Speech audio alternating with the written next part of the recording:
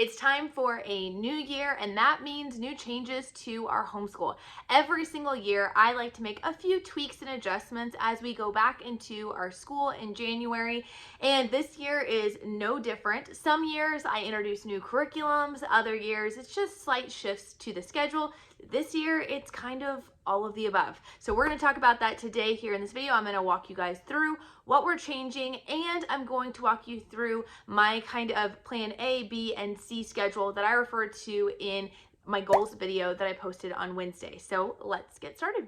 All right, as many of you guys may or may not know, we have had a lot of changes in our home and in our family recently. My daughter, who has had medical issues her entire life, so that is nothing new, has been diagnosed with several new things, including AMPS, which is amplified musculoskeletal pain syndrome. We just recently found out she also has some degenerative spine issues.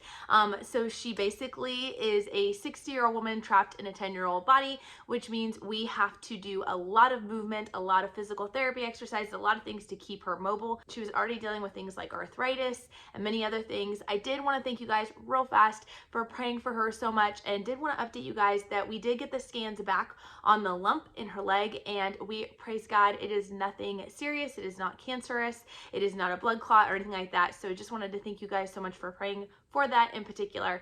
But there are still a lot of things that we have to integrate into our school year right now that have never been a part of the schedule before.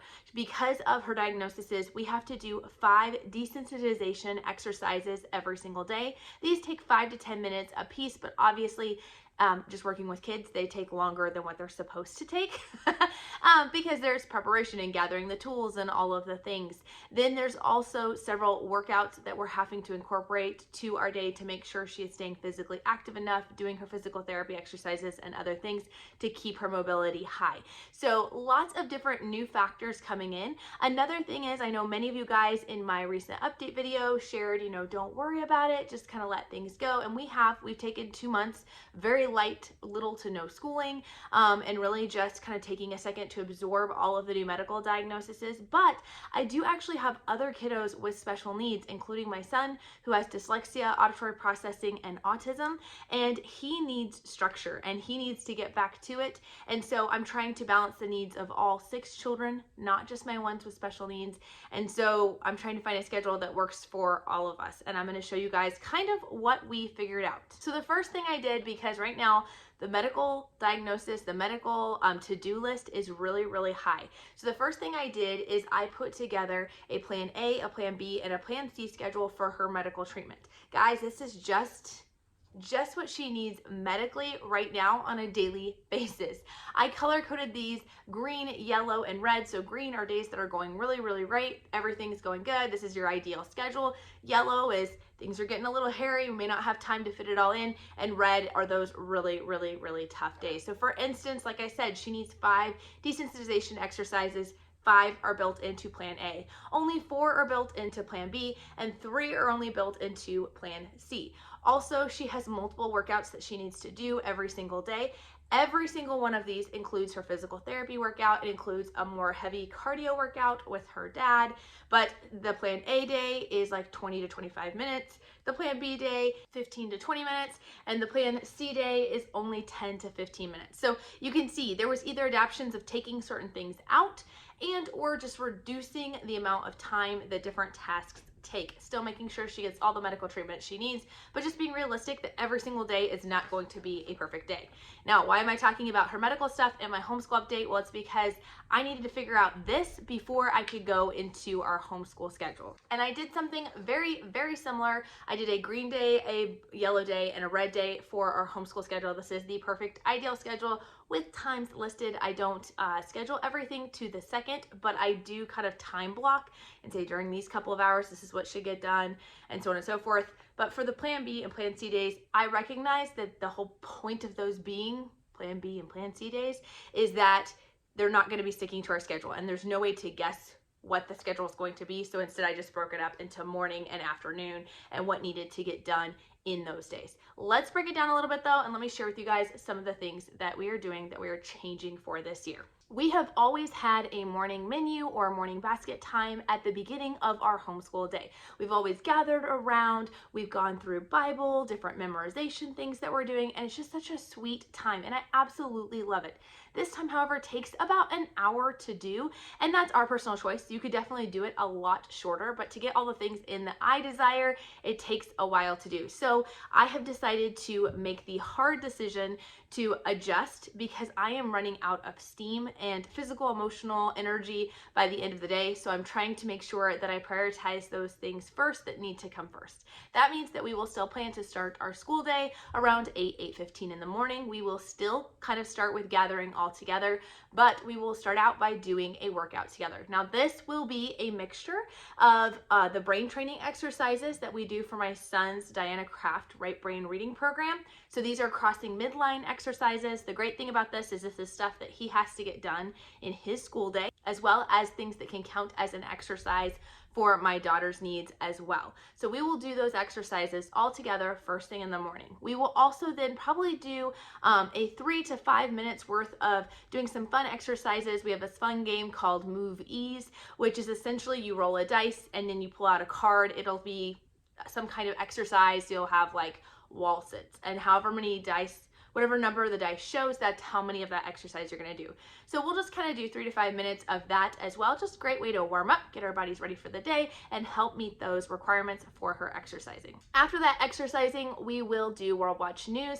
The kids absolutely love to do this as part of the school day, and it's something so easy to incorporate and so many educational opportunities. I will leave a link down below because you really, guys, you should check it out.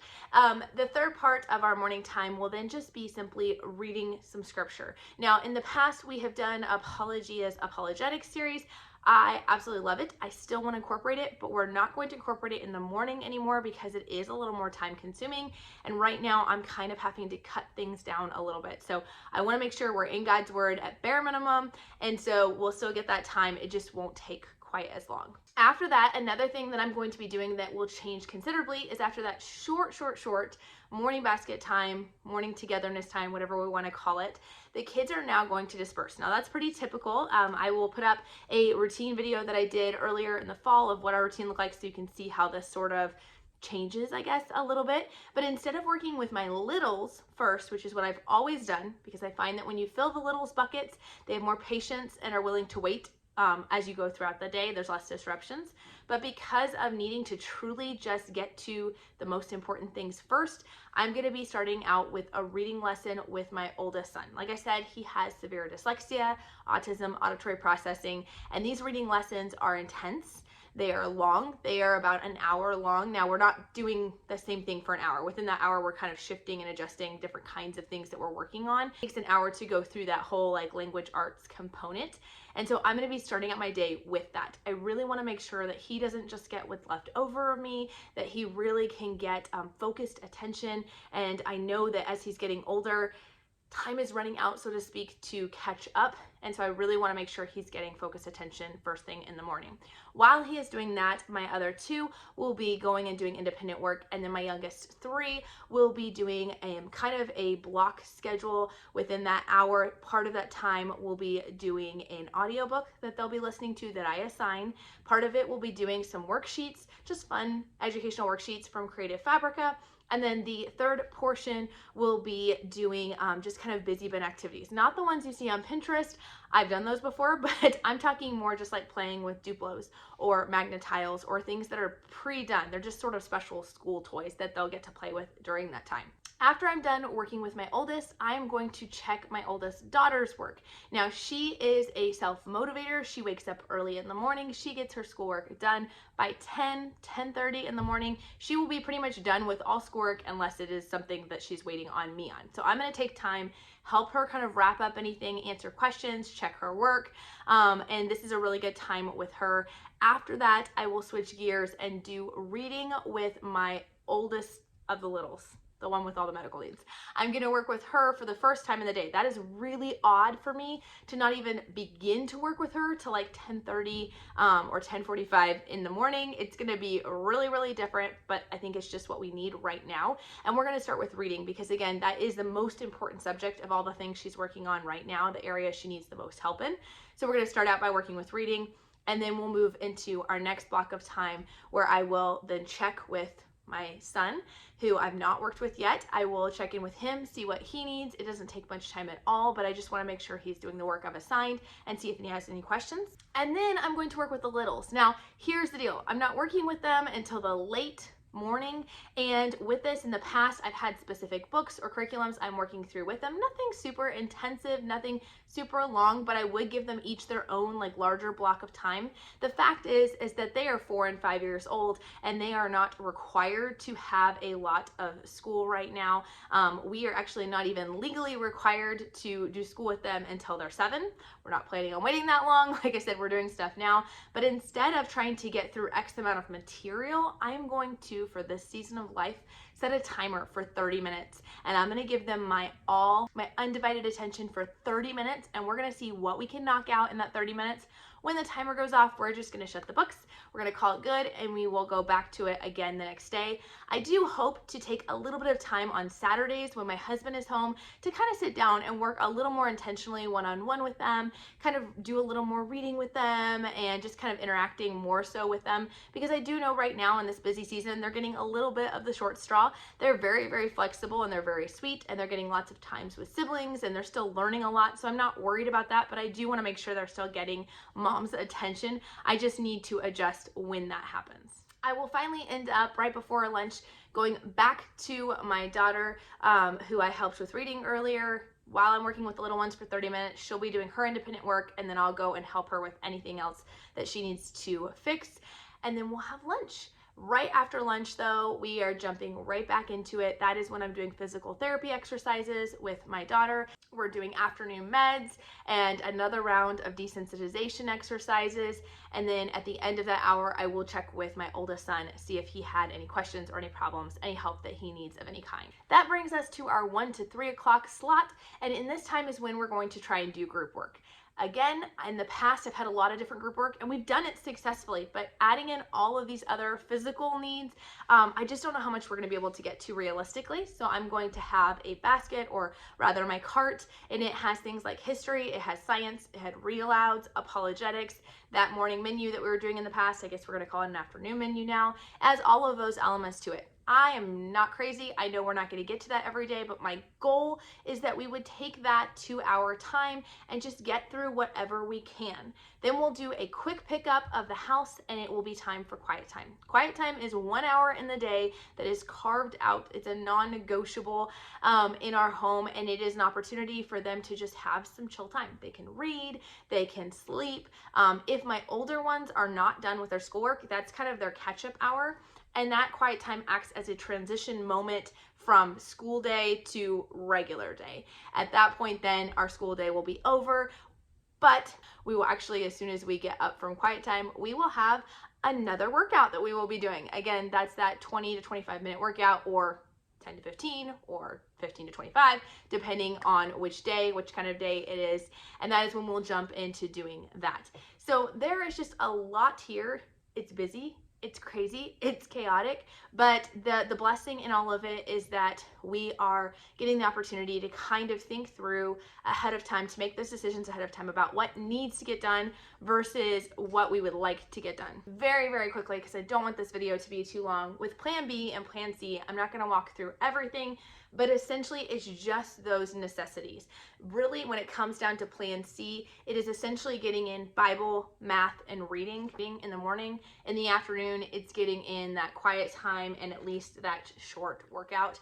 I'm not as worried about group work on Plan C days. Plan B is a little bit more. It's Bible, it's that morning workout, it's World Watch because it's so easy to incorporate. I'm gonna work with the littles on Plan B. Plan C days, I probably won't get to work with the littles, and that's okay. And like I said, same thing with the exercises and things, those adapt and change by the day. So that is what our school year is going to look like. This is all hypothetical. It's on paper. I haven't tried it, just being fully transparent with you guys, but this is how we're organizing it, how we're gonna give it a try. I plan to come back and update you guys probably early February, let you know how it's working, let you know if I've gone crazy or if we've just scrapped it all. I don't know, but hopefully this is helpful to you guys. Please drop a comment down below. Let me know what changes you guys are making, or are you making any changes for the upcoming school year? And be sure to check out this video here where you can see on what I'm doing instead of setting goals for 2023. We'll talk to you guys later. Bye.